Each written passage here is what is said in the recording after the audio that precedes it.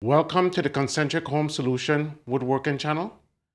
If you're new to the channel and you like the video, I'd like to invite you to subscribe, hit the bell notification, leave a like and a comment.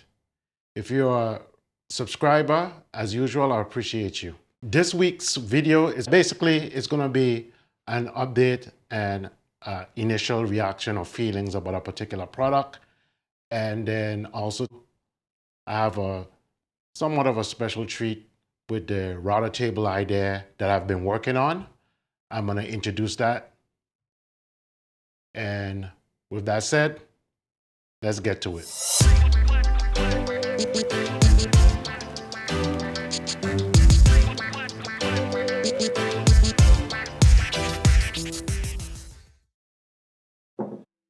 Okay, I want to start with a product that I got in last week with the Kreg legs.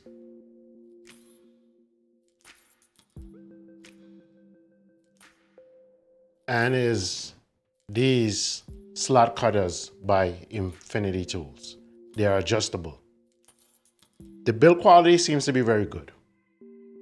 I haven't used them yet, so I can't speak to cut quality or actually usability and actual quality of the adjustments and so forth. But that's not what this is about. This is about my initial impression. These tools are a pretty penny, they're not cheap. And what's disappointing to me is that if you know anything about carbide, it's very hard and it can shatter, it can break. Okay? If you have any carbide tools, it's not a good idea to have metal around it, especially loose metal. You can break them. I'm saying this for a reason. Each one of them came with this in a plastic bag together.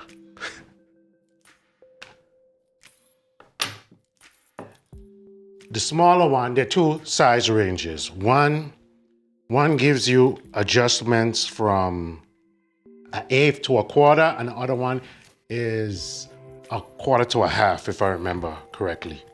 I think that's what it is. 1/4 to 1/2, that's what I want to say. I'll tell you real quick, just to be sure. Yes, one is an 1/8 to 1/4, and the other one is 1/4 to 1/2.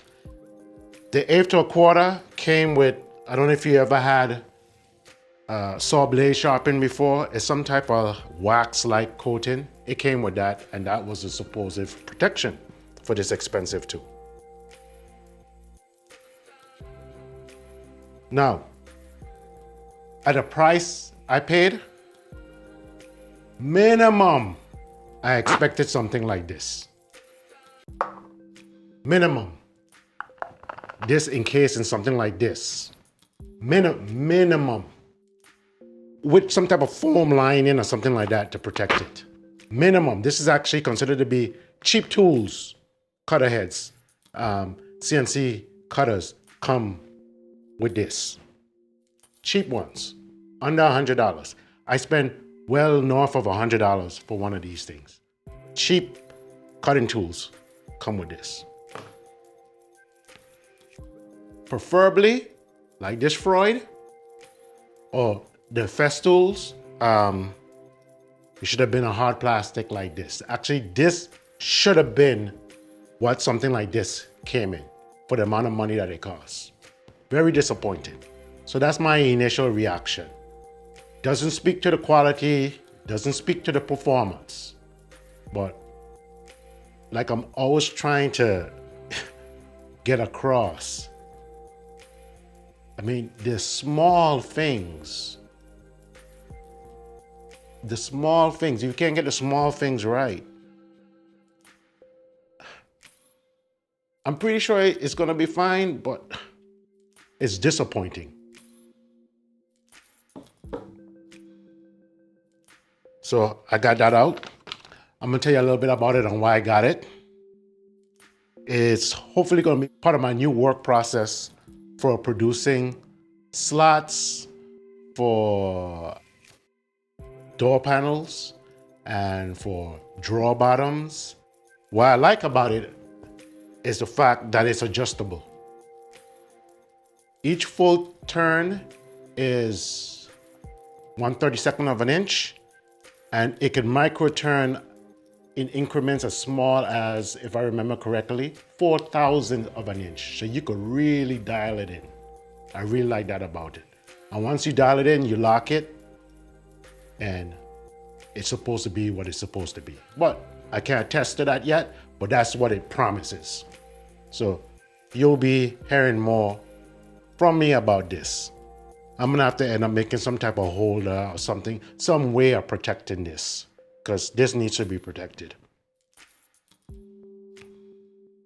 So between the both of them, it's gonna cover the full range of stuff that I do. And that's that. Now, let me move this aside. I gotta be very careful because I do not want these things rolling off. I'll have a very bad day if that happens. Really disappointed. These things, these could have damaged, these could have break the carbides. I mean,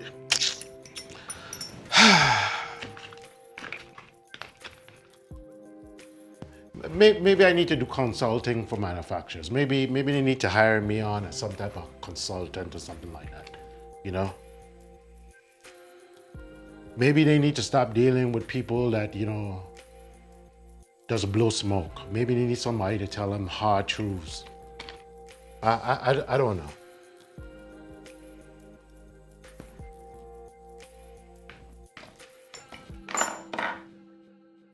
I have a set of inexpensive, matter of fact, guys, I'll show you. I have a set of inexpensive stone mountain router bits. I mean, they're Chinese made, and I wouldn't be surprised if the Infinity one was Chinese made. I wouldn't be surprised. But look at this. And I have other ones. They're cheap. These are cheap cutters. And when I say cheap, they're not bad for what they cost. But why should this be better protected and presented better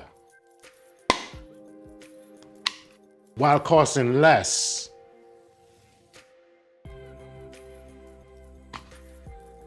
Somebody please explain that to me. I don't get it. Maybe I'm slow. Look at this.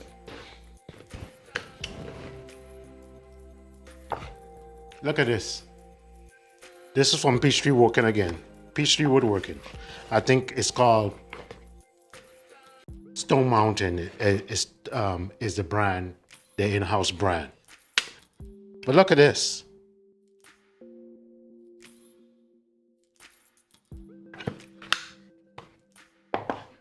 Summerfell. Look at this. This set costs about how much both of those together are. And look how they came. You see that? So please understand, this is not my first rodeo. You'll get a thorough review on that in the future when I have it set up in a router table. This video mainly gonna be about those Kreg legs. As I told y'all last week, this came in the mail. This is not the Kreg Cut Station, but this is the legs for the cut station. When I initially saw it, the cut station itself was not for me. Not to say someone can't find value in it, but it's not for me. I don't consider it to be a professional product. But I was impressed with the concept of the legs, the way it converted into like a hand truck mode, so you can tuck the table away. I thought that was a neat idea, especially for a small shop trying to maximize space. I thought it was a great idea. So I'm now in a process of trying to adapt that to a router table. I showed you guys the initial idea I came up with, and I told you that I was unsatisfied with it. But I did a little test. I temporarily connected the legs of the Kreg to my existing router table, just using the equivalent of pocket hole screws. Is just a temporary thing, just to lay it out to see how it would work, or in fact to see if it would work. And I was pleasantly surprised. I have to do very little modifications to get it to work. And also I get to see what adjustments I need to do as far as my new router table. The current one is MDF. The new one is going to be, at least the current iteration is MDF. The next iteration is going to be Alta Baltic birch.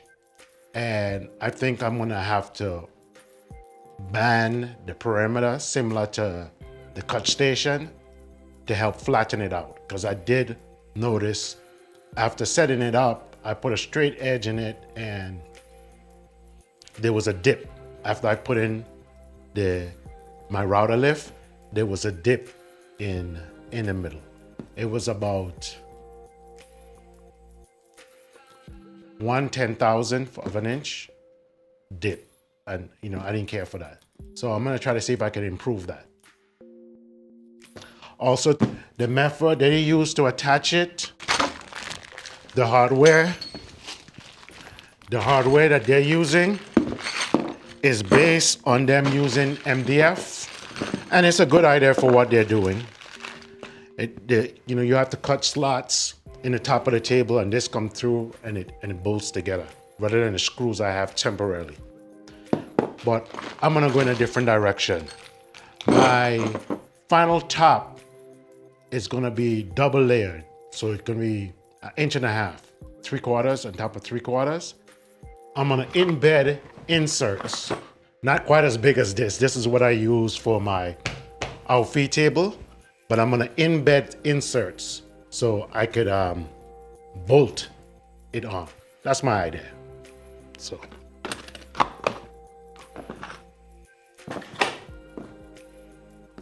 Also, I want to give you an update on the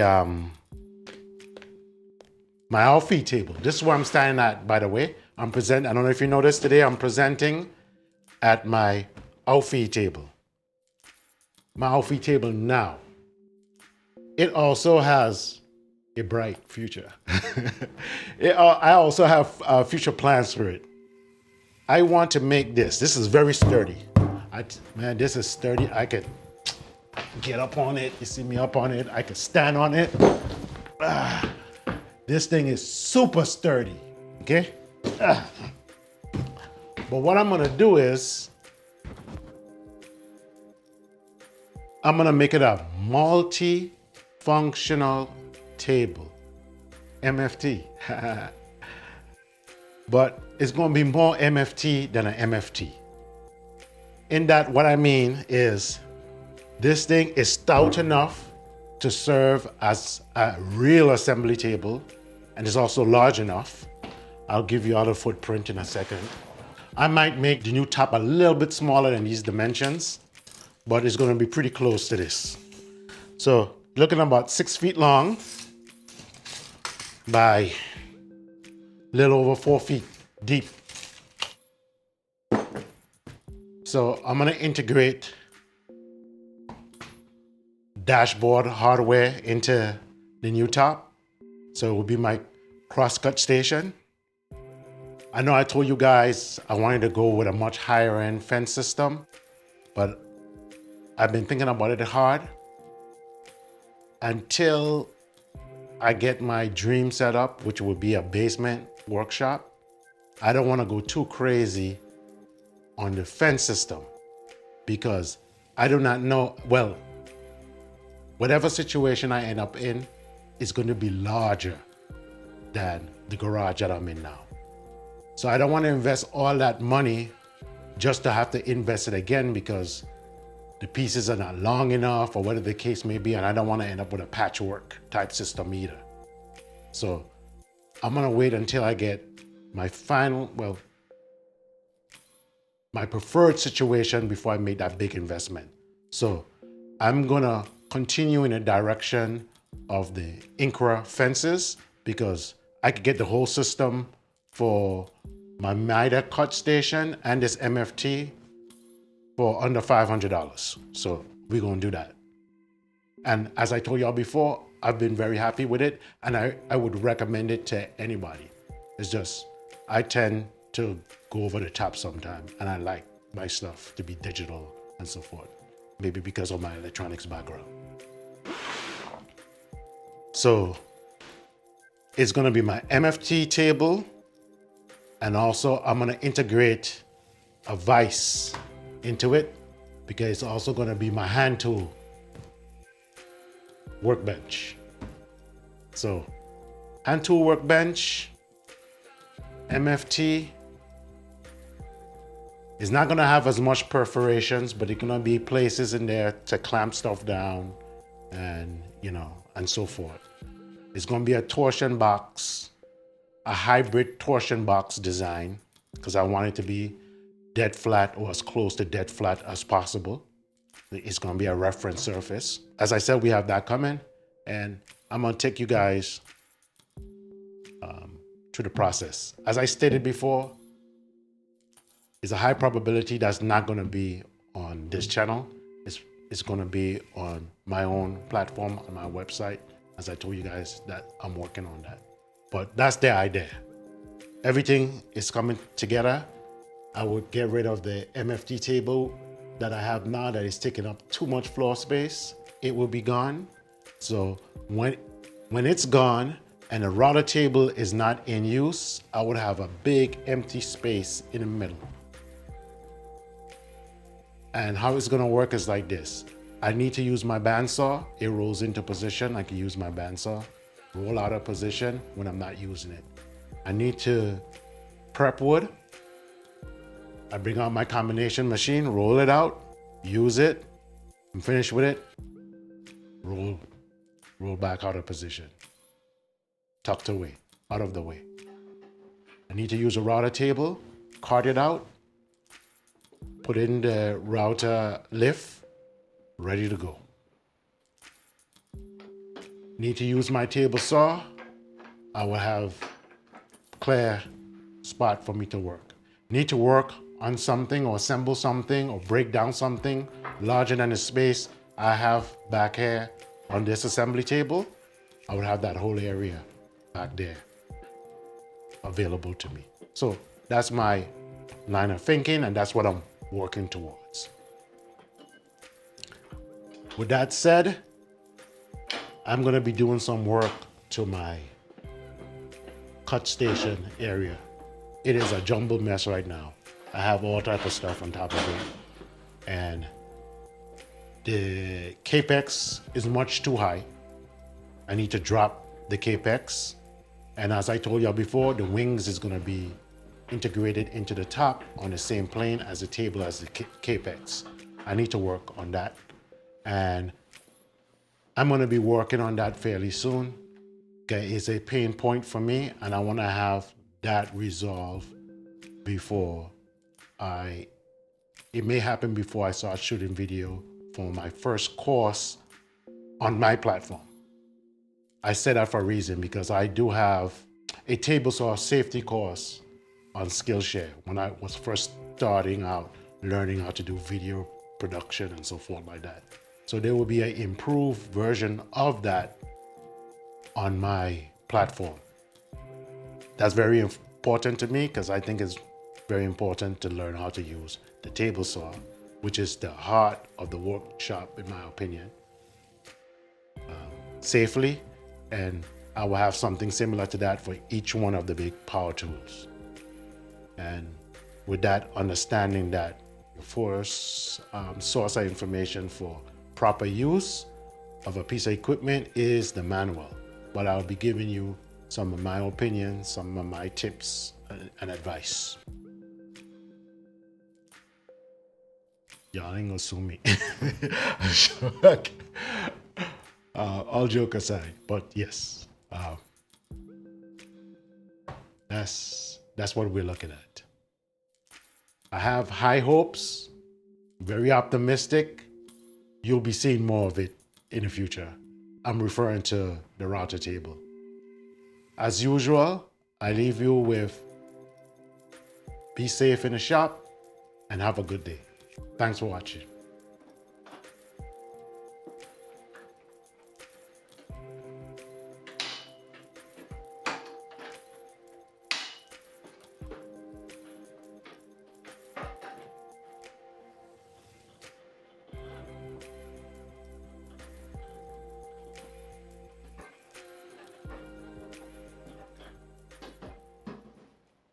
If you enjoyed this video and you would like to be notified when new content is dropped on this channel, like, subscribe, hit the bell notification, and drop a comment down below.